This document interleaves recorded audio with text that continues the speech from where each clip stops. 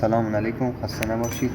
خدمت شما هست شبت که دستگاه پرچی که از بازار میخواستم بخرم دور بر 2.5 تا 3 میلیون تومان قیمتش بود. این دستگاه خود ما درست کردیم، از تو یوتیوب من تا نگاه کردیم، کپی برداری است، ایده خود ما نبوده.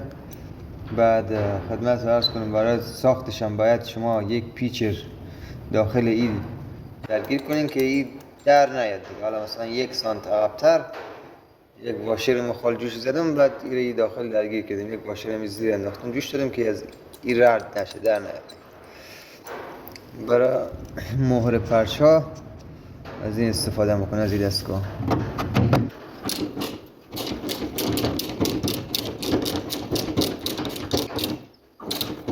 الان دیگه پیچو جمع میکنم و پرچاش درست میکنم.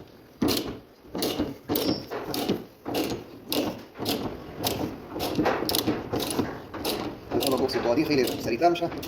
اگر چیزی دستگاه درست کردن بوکس بادی خیلی راحت‌تره. باز پیدا کن. وقتی یه پیچو دوباره باز کنم.